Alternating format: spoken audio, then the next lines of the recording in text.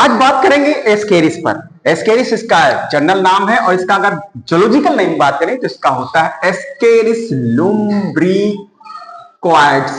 इसको सामान्य भाषा में कहते हैं केंट, केंट राउंड वर्म। और ये कहां पाया जाता है? ये पाया जाता है सॉइल में पाया जाता है, मिट्टी में होता है। कौन सी मिट्टी होती है? सॉइल कंटामिनेटेड, सॉइल कंटामिनेटेड यानी दूषित मिट्टी। और उसमें क्या होते हैं? फेसेस की बात होती है, यानी कि पॉटी जो होती है। अब ये इन्फेक्ट कैसे करेगा? इसकी इन्फेक्शन को कहते क्या है? एस्केरियासिस कहते हैं। सबसे पहले बात कर लेंगे इसके कि ये कौन से फाइलम का है, तो हेलमिंथीज है ये, हेलमिंथीज। और इसके अतिरिक्त ये क्या है? एंडोपारासाइट है। जी हाँ, एंडोपारासाइट है। इसका मतलब ये बॉडी के अंदर रहता है, एंडोपारासाइट है। मेन चीज ये होती है इसके की जो कुछ स्ट्रक्चर होती है वो कुछ इस तरह से होती है, जिसके इस तरह से ये फीमेल होता है और इस तरह से सीधा जो होता है वो मेल होता है।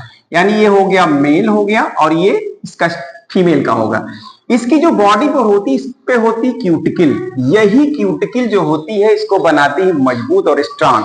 इसके एज अगर किसी सांप या किसी चीज से मनुष्य के मुंह में चला गया, पेट में चला गया, तो ये वो चीजें पकती नहीं है। क्यूटिकल इसको प्रोटेक्ट करती है और इसके अंडे जो है आमाशय में पहुंच जाते हैं। तो अक्सर ये पूछा जाता है कि इसका जो चलता है इसका क्रम क्या है, तो सबसे पहले आउटसाइड से ये क्या करेगा? आउटसाइड से एंट्री यानी बाहर से एंट्री करेगा। तो सबसे पहले पेट में जाएगा, यानी ये पहुंचेगा आपकी इंटेस्टाइन में। इंटेस्टाइन में पहुंचा और इंटेस्टाइन में पहुंचने के बाद में सीधा पहुंचता है लीवर में और लीवर के बाद इसका सफर शुरू होता है हार्ट की तरफ। हार्ट में आता है और हार्ट के बाद इसका सफर शुरू होता है सीधा सीधा लंग्स में जाएगा। और जब ये लंग्स में पहुंचेगा उसके बाद पुनः ये इंटेस्टाइन में आता है। लंग्स के बाद ये पुनः एलिमेंट्री कैनाल में आएगा,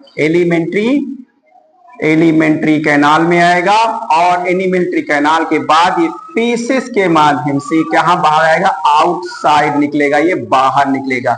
इस तरह से ये बाहर आ गया।